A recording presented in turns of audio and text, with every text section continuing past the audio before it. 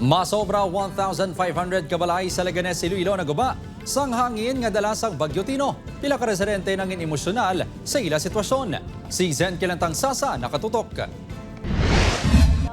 Wala mapunggan ni Manang Josephine ang iyaluha matapos nga gindumdom ang paghimakas para lang matukod ang ilabalay.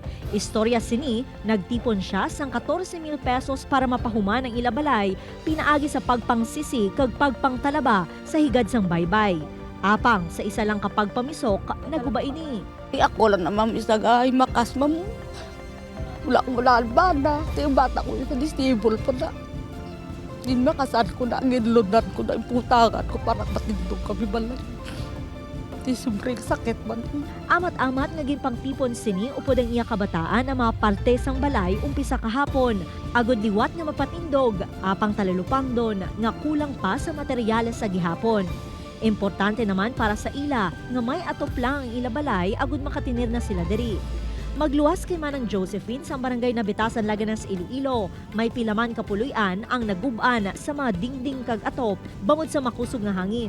Tubtub subong, nagakurog sa gihapon sang kakulba si Joylyn kung madumduman sini ang eksperyensya sa bagyo. Temporaryo nga ginbutangan nila sa mga sako ang dingding sang ila kusina, samtang wala pa mapaubra. So, nadluka na kami mo.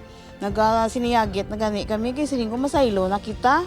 Kaya base kung ano ba lang kabataan, kaya ba may mga gagmay man nga kabataan mo. Sa datos ng Laganas MDRRMO, nagdangat sa 52 ang totally damaged nga mga puluyan, samtang 1,510 ang partially damaged.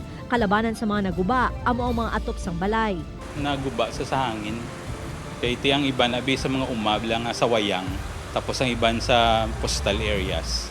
Tibag sa igo sa hangin, iti mga light materials malanabi mo. Kalabanan, kawayan, tapos either nipa. Ginatinghuan pa sang banwa nga mapangitaan sang relocation site ang mga apektado nga residente, ilabi na nga masami nga nagakaapektuhan sa tion nga malain ng tiyempo.